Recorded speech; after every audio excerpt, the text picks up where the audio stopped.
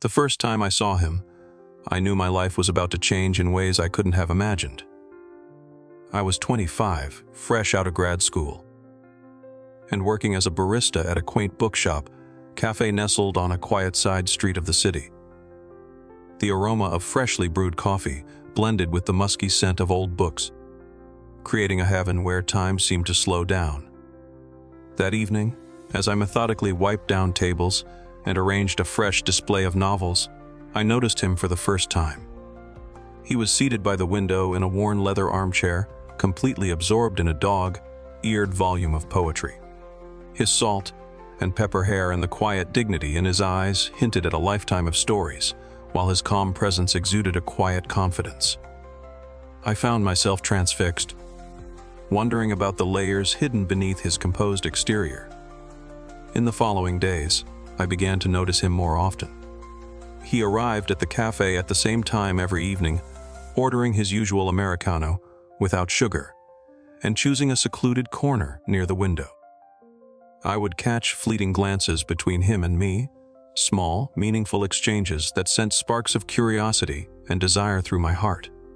One particularly cool autumn evening, as golden leaves danced outside, he finally broke the silence.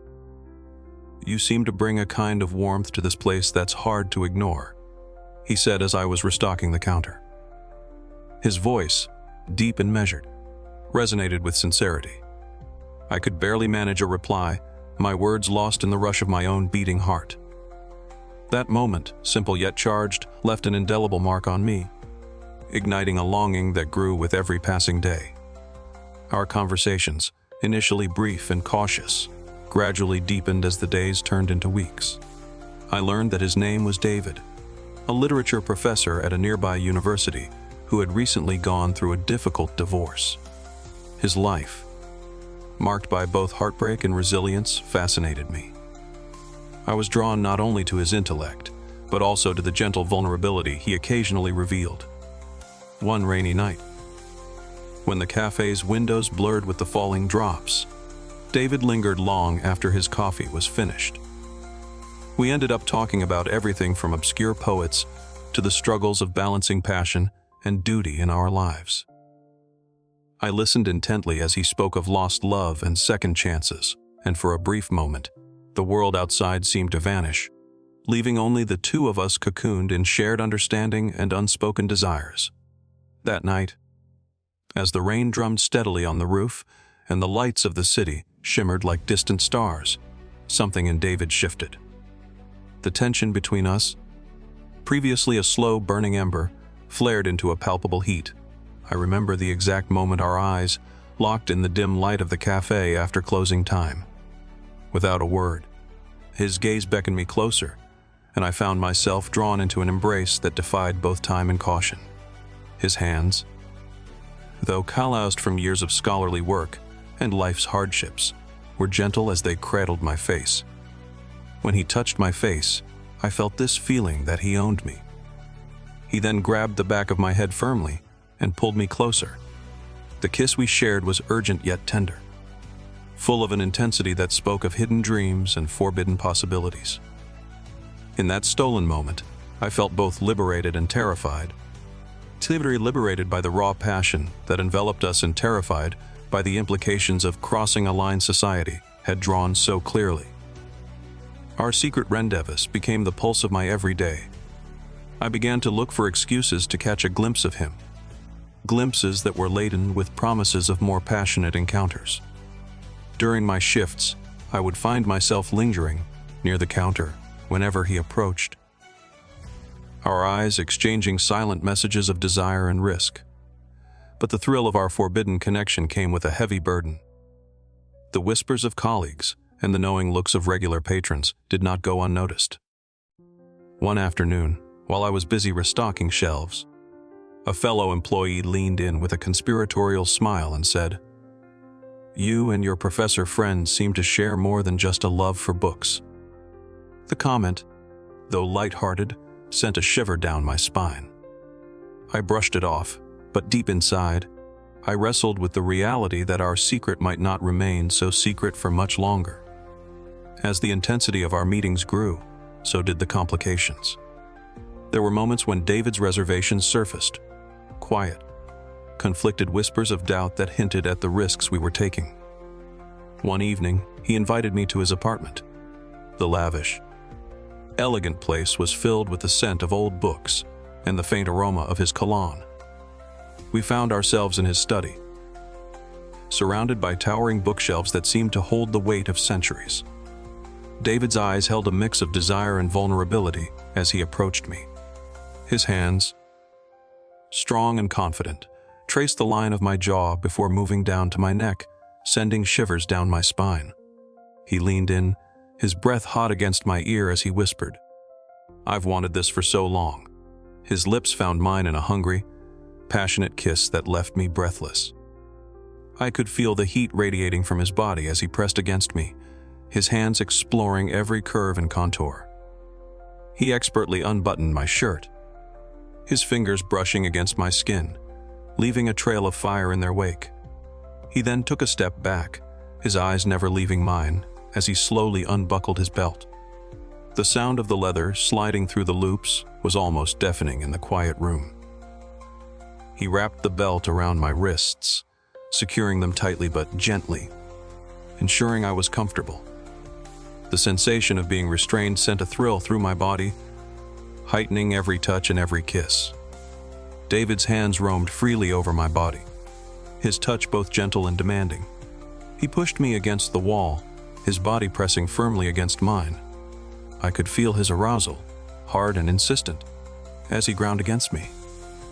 His mouth found my neck, his teeth grazing the sensitive skin, eliciting a soft moan from deep within me. He then dropped to his knees, his hands gripping my hips as he trailed kisses down my chest, lingering on my nipples before moving lower. His tongue dipped into my navel, sending waves of pleasure coursing through my body. He looked up at me, his eyes filled with a raw, primal hunger that made my heart race. Slowly, he unbuttoned my pants, sliding them down along with my underwear. His breath was hot against my skin as he took me into his mouth, his tongue swirling around the sensitive tip. I gasped, my body arching against the wall as waves of pleasure washed over me. His hands gripped my thighs, holding me steady as he took me deeper, his movements slow and deliberate. The sensation was almost too much to bear. I could feel every nerve ending in my body screaming for release. David's hands moved to my hips, guiding me as I thrust into his mouth, my moans filling the room. He looked up at me, his eyes locked onto mine, and the intensity of his gaze pushed me over the edge. I cried out his name as I came, my body convulsing with the force of my release. David held me steady, his hands gripping my hips as he swallowed every last drop. He then stood up, his body pressing against mine as he kissed me deeply, the taste of my own desire lingering on his lips. He then turned me around, his hands gripping my hips as he positioned himself behind me. I could feel his hardness pressing against me, and I pushed back, eager to feel him inside me. He entered me slowly, his movements deliberate and controlled. I gasped as he filled me completely, the sensation of being so intimately connected to him overwhelming my senses. His thrusts were slow and deep, each one sending waves of pleasure coursing through my body. He leaned over me, his breath hot against my ear as he whispered words of desire and longing. His hands roamed over my body, his touch both gentle and demanding, heightening every sensation. The room was filled with the sounds of our passion. The slapping of skin against skin, the soft moans and gasps that escaped our lips. David's movements became more urgent, his thrusts deeper and harder as he chased his own release. I could feel my body responding to his, the tension building deep within me. He reached around, his hand finding my hardness, his fingers wrapping around me as he stroked in time with his thrusts. The dual sensations were almost too much to bear. I could feel my body tensing, the pleasure building to an almost unbearable level. With a final, deep thrust, David came, his body convulsing as he filled me with his release. The sensation pushed me over the edge, and I came again, my body shaking with the force of my orgasm. He held me tightly, his body pressed against mine, as we rode out the waves of pleasure together. After our passionate encounters in the quiet solitude of his apartment, he lay awake in the darkness, his voice trembling as he admitted, "I'm scared, Ethan. Scared of what people will say. Scared of losing everything I've built." I reached out, taking his hand in mine, and replied, "Sometimes, love demands that we take risks, even if it means stepping into the unknown." His eyes, full of both longing and pain, searched mine for answers. I wished I could promise him a future free of judgment and heartache, but I knew that the road ahead was fraught with uncertainties. The strain of our secret eventually began to weigh heavily on us. David, with all his wisdom and experience, found himself torn between the responsibilities of his established life and the magnetic pull of our passionate affair. He started to withdraw, spending longer hours alone in his apartment, and our meetings became sporadic and laden with silence. I tried to bridge the growing gap with desperate messages and fervent calls, but the response was always tinged with regret.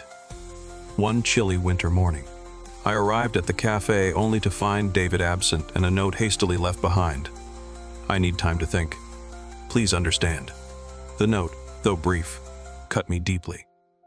For days, I wandered the streets, haunted by memories of his touch and the promise of a love that felt both impossible and irresistible. Time passed, and the seasons changed from the raw chill of winter to the tentative blooms of spring. I never stopped thinking about David, and each day without him felt like a fragment of life lost. Then, on a particularly radiant afternoon, when the sun cast long shadows on the cobblestones, I saw him walking briskly down the street toward the cafe. Our eyes met from across the room, and in that instant, the past weeks of loneliness melted away. David approached me with a hesitance that belied his usual composure.